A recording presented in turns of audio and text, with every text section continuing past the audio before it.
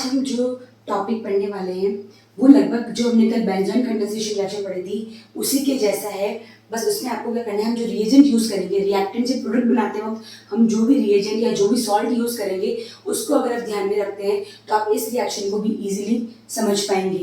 ठीक है, तो आज की हमारी रिएक्शन है Perkin reaction.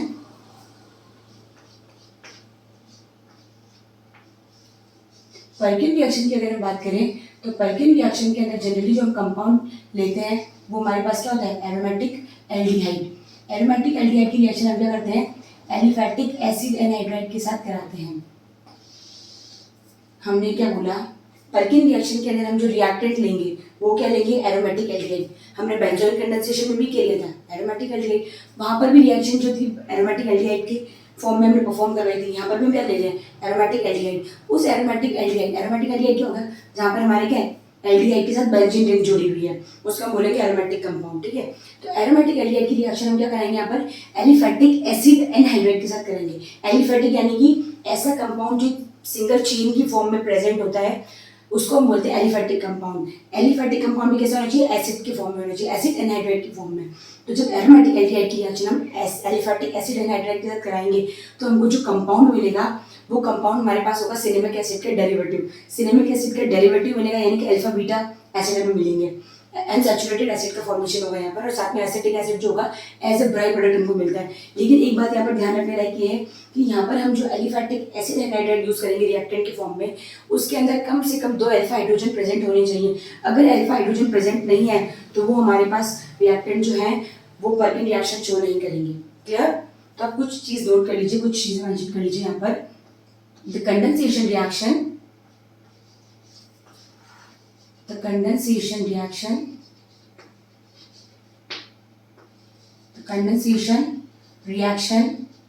between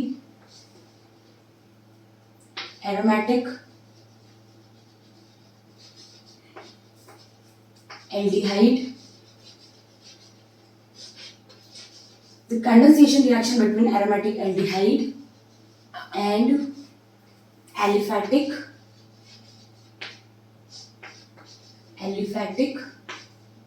acid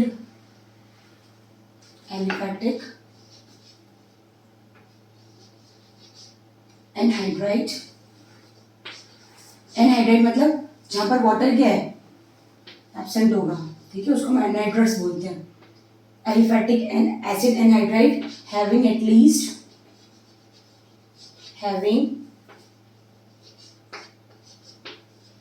least 2 alpha hydrogens. अब हमने क्या कहा कि हमारे पास जो एलिफैटिक एसिड एनहाइड्राइड होगा उसके पास कम से कम 2 अल्फा हाइड्रोजन होने चाहिए तभी वो हमारी रिएक्शन शो करेगा।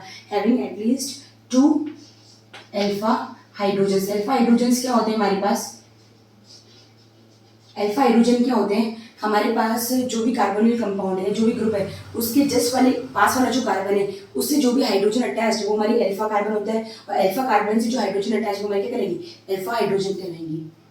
Having at least 2 alpha hydrogen in the presence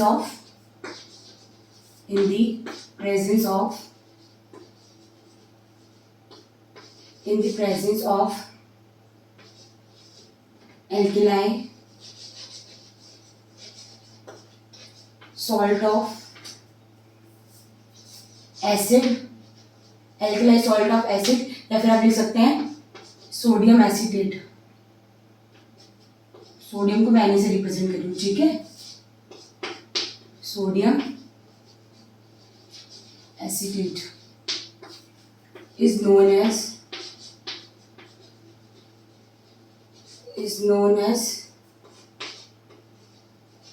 Perkin reaction,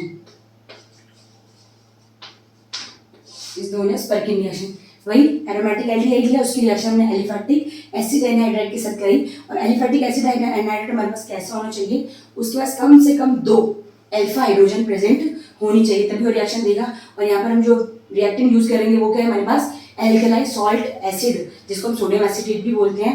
यहाँ पर सोडियम की जगह हम पोटेशियम एसीटेट भी ले सकते हैं। ठीक है, लेकिन आपको क्या ध्यान रखना है, दोनों में से किसी एक का यूज करना है। तो ये रिएक्शन जो होगी वाली है पर्किन रिएक्शन, इसको एक बार देख लेते हैं हम। एरोमेटिक एल्डिहाइड लेंगे हम, मान लो हमने से कल बेंजोइन कंडेंसेशन में हमने जो लिया था बेंजोइल हम वही ले लेते हैं। For example C6H5 1 C double bond O 1 H। ये हमारे पास क्या हो गया, एरोमेटिक एल्डिहाइड, क्योंकि C6H5 किसको रिप्रेजेंट कर रहा है, एरोमेटिक रिंग को। ये हमारे पास हो जाएगा एरोमेटिक एल्डिहाइड। एरोमेटिक एल्डिहाइड की रिएक्शन हम करेंगे एलिफैटिक एसिड एनहाइड्राइड। तो यहाँ पर हम लेंगे एसिड एनहाइड्राइड की फॉर्म में। फॉर एग्जांपल मैं यहाँ पर ले लेती हूँ एसिटिक एनहाइड्राइड। तो एसिटिक एनहाइड्राइड क्या होगा, CH3 bond C double bond O bond O bond C double bond O bond CH3। हमारे पास ये जो ग्रुप है ये एनहाइड्राइड ग्रुप कहलाता है, ठीक है। जहाँ पर 3 ऑक्सीजन प्रेजेंट होते हैं जनरली उस ग्रुप को क्या बोलते हैं, एनहाइड्राइड, ठीक है। तो ये हमारे पास क्या है, एसिटिक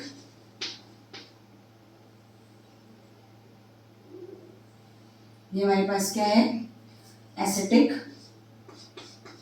एनहाइड्राइड। जब एरोमेटिक एल्डिहाइड और एसिटिक एनहाइड्राइड की रिएक्शन हम कराएंगे सोडियम एसिटेट की प्रेजेंस में, या एल्कलाइड सॉल्ट ऑफ एसिड भी बोल सकते हैं, क्योंकि क्या है, सोडियम सॉल्ट ऑफ एसिड है। जब इसकी रिएक्शन कराएंगे तो यहाँ पर क्या होगा, हमारे पास जनरली सिनेमिक एसिड की डेरिवेटिव का फॉर्मेशन होता है। यहाँ पर बनेगा हमारे पास C6H5 bond CH double bond CH bond COOH। तो ये हमारे पास जो कंपाउंड बना वो क्या है, हमारे पास सिनेमिक एसिड, और बाय प्रोडक्ट और क्या निकलेगा साइड में, यहाँ पर एसिटिक एसिड CH3COH, जिसको हम क्या बोलते हैं जनरली एसिटिक एसिड बोलते हैं। सिनेमिक एसिड जो हमारे पास बना हुआ देखिए double bond present, it means यहाँ पर क्या है, अनसैचुरेशन प्रेजेंट है, ठीक है। और यहाँ पर सिनेमिक एसिड से हमारा जो बनता है सिनेमन दालचीनी जिसको आप घर में यूज करते हैं, उसमें हमारा एसिड प्रेजेंट होते हैं, ठीक है। इसकी मैकेनिज्म देख लेते हैं एक बार।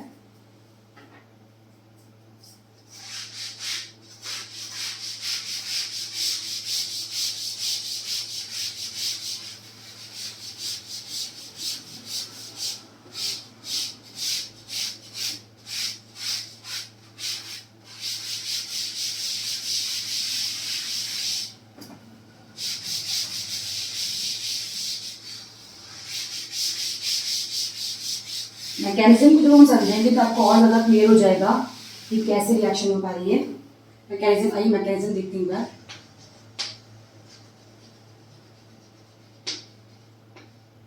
मैकेनिज्म की बात करें तो सबसे पहले हमारे पास क्या है, सोडियम एसिटेट। तो स्टेप फर्स्ट में हम वही कर लेते हैं।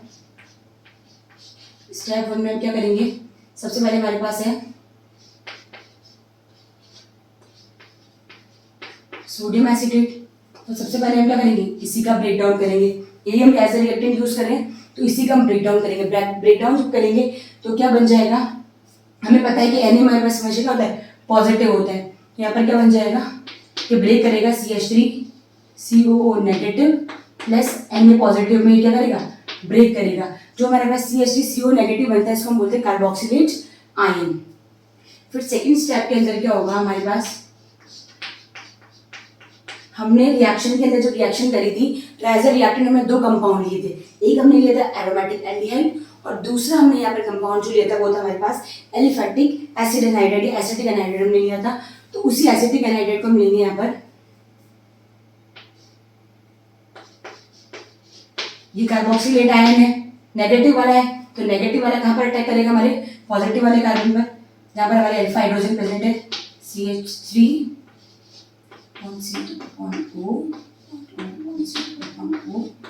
CH3 हमारा एसिटिक एनहाइड्राइड। तो आप देखिए इसको एक बार ऐसे और लिख लीजिए क्लियर ताकि आपको और समझने में आसानी होगी।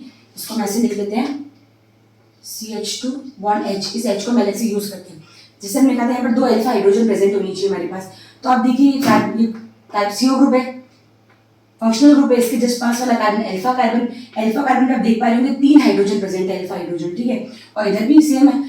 तो यहाँ पर आप देखेंगे कि यहाँ पर से हम कौन सी अल्फा हाइड्रोजन को मिलेंगे।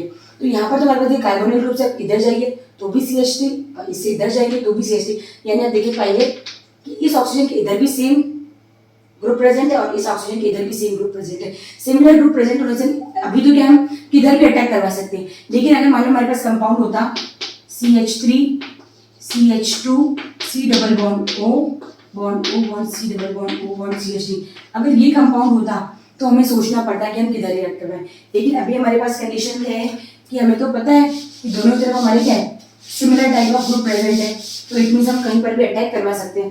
मान लो हमने ये नेगेटिव चार्ज है, हाइड्रोजन पे कैसा चार्ज होता है, पॉजिटिव, तो ये नेगेटिव चार्ज का अटैक करेगा, इस कार्बन पे अटैक करेगा, तो ये क्या करेगा, ये अपना इलेक्ट्रॉन ले लेगा, हाइड्रोजन को रिमूव कर लेगा। तो जब रिमूव करेगा तो यहाँ पर क्या बनेगा हमारे पास, CH, देखो बाय प्रोडक्ट एक तो बनेगा CH, जब हाइड्रोजन चला जाएगा, जब नेगेटिव चार्ज होगा, जब पॉजिटिव है, जब ये जाएगा तो इसका इलेक्ट्रॉन ये रह जाएगा, तो यहाँ पर नेगेटिव चार्ज, तो CH2 negative, bond C double bond O, bond O, bond C double bond O, bond CH3, और ये जब हाइड्रोजन इसने लिया कार्बोक्सिलेट में, तो क्या बन गया हमारे पास CH3COH, एसिटिक एसिड का फॉर्मेशन हो गया हमारे पास स्टेप सेकंड के अंदर। स्टेप सेकंड के अंदर क्या होगा, जो एलिफेटिक एसिड एनहाइड्राइड है उसके ऊपर हमारा कार्बोक्सिलेट आयन जो है वो अटैक करेगा, और हमारे पास क्या बन जाएगा, कार्बन आयन का फॉर्मेशन हो जाएगा, जिसको हम इनोलेट आयन भी बोल सकते हैं। क्या बन जाएगा हमारे पास, इनोलेट आयन, इसको इनोलेट आयन या फिर कार्बन आयन हम इसको कह सकते हैं, और साथ में एसिटिक एसिड बन जाएगा। ठीक है, नेक्स्ट स्टेप के अंदर हमारे पास क्या होगा, ये जो हमारे पास कंपाउंड बना है इनोलेट आयन, ये तो हमारा एक रिएक्टेंट का कंपाउंड था इनोलेट आयन, दूसरा क्या था हमारे पास बेंजोइट, तो ये इनोलेट आयन क्या करेगा, हमारा बेंजोइट के ऊपर अटैक करेगा।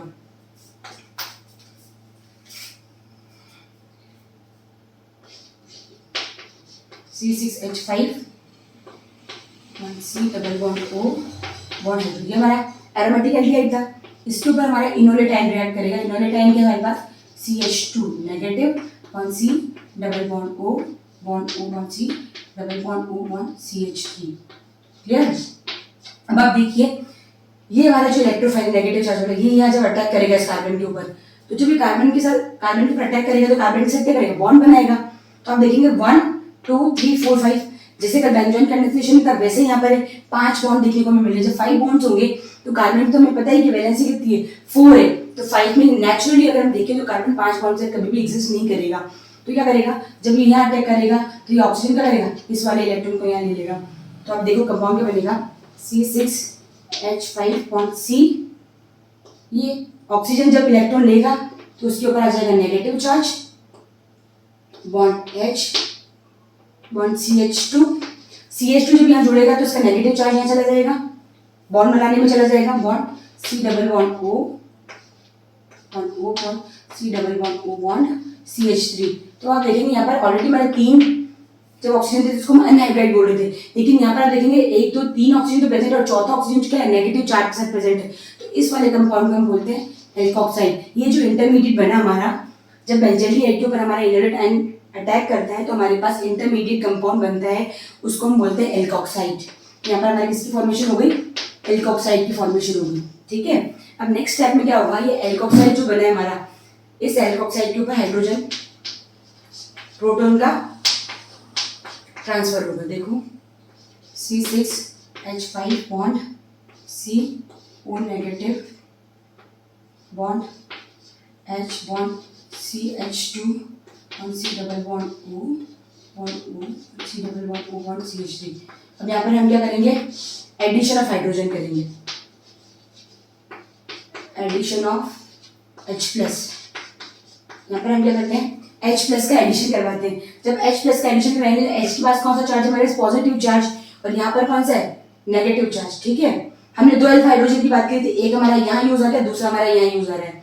ठीक है, तो एडिशन ऑफ हाइड्रोजन, तो हाइड्रोजन हमारे पास है पॉजिटिव, जब पॉजिटिव है हमारे पास चार्ज, तो कहाँ जाएगा, नेगेटिव के पास, नेगेटिव को अट्रैक्ट करेगा, तो बनेगा हमारे पास C6H5 bond C, bond H, bond CH2, bond C double bond O, bond O, bond C double bond O, bond CH3। अब आप देखेंगे ये जो ऑक्सीजन था, इस जब इसने हाइड्रोजन को लिया तो क्या बन गया है, OH। नेक्स्ट स्टेप में हमारे पास क्या होगा, ये आप देख पा रहे हैं, इसको एक बार ऐसे क्लियर लिख लेती हूँ मैं, CH2 है, 2 था तो एक H में ऐसे भी लिख सकती हूँ। तो नेक्स्ट स्टेप जो हमारे पास, ये 4th स्टेप थी, 5th स्टेप के अंदर क्या होगा हमारे पास, 5th स्टेप के अंदर क्या होगा हमारे पास, elimination of water, elimination of water, water molecule में क्या हो जाएगा, एलिमिनेशन हो जाएगा। ये क्या हो जाएगा, ये H2 हमारा जो है वो बाहर निकल जाएगा।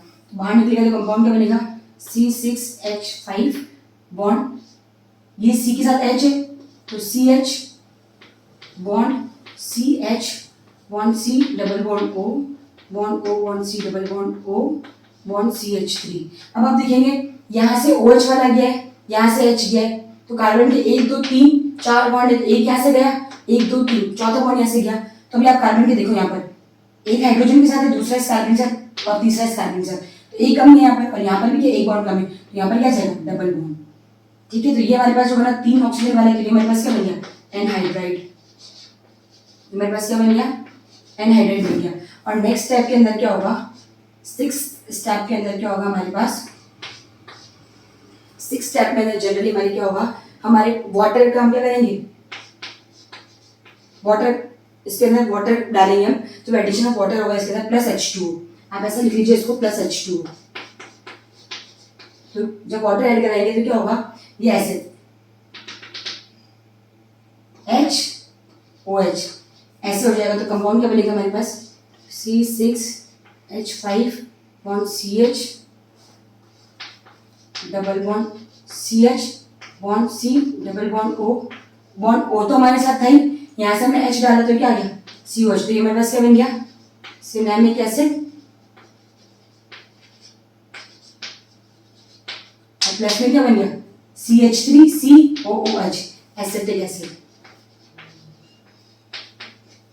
तो जनरली हमारी पर्किन रिएक्शन के अंदर क्या है, बहुत इजी, जैसे हमने बेंजोइक कंडेंसेशन पढ़ा था सिमिलर वैसा ही है, बस आप रिएक्टेंट को ध्यान में रखिए, उसको ब्रेक डाउन कराइए, फिर हमारे पास कार्बोक्सिलेट आयन बनेगा, उस कार्बोक्सिलेट आयन का हम अटैक करवा देंगे एनहाइड्राइड वाले कंपाउंड के ऊपर। जब अटैक होगा तो हमारे पास कार्बन आयन या इनोलेट आयन का फॉर्मेशन होगा, और वही इनोलेट आयन आगे जाकर के हमारे पास जो एल्डिहाइड ग्रुप है एरोमेटिक एल्डिहाइड उसके ऊपर अटैक करेगा। जब उसके ऊपर अटैक करेगा तो यहाँ पर क्या होगा, ये बॉन्ड ऑक्सीजन के पास ट्रांसफर हो जाएगा, तो यहाँ पर एल्कोक्साइड का फॉर्मेशन हो जाएगा, और ये एल्कोक्साइड आगे जाके क्या करेगा हमारे एनहाइड्राइड बना देगा, और ये एनहाइड्राइड आगे जाकर के यहाँ पे क्या होगा, हम जब वाटर का एडिशन करेंगे तो यहाँ पर क्या बन जाएगा हमारे पास सिनेमिक एसिड बन जाएगा। और अगर हम यहाँ पर दूसरा कंपाउंड लेते हैं एलिफेटिक एसिड एनहाइड्राइड की जगह हमने जो एसिटिक एनहाइड्राइड लिया है, इस एसिटिक एनहाइड्राइड की जगह हम कोई दूसरा एनहाइड्राइड कंपाउंड लेते हैं, तो हमारे पास जो यहाँ पर कंपाउंड मिलेगा वो हमें सिनेमिक एसिड का डेरिवेटिव मिलता है। आई होप आप लोगों को ये रिएक्शन क्लियर हुई होगी।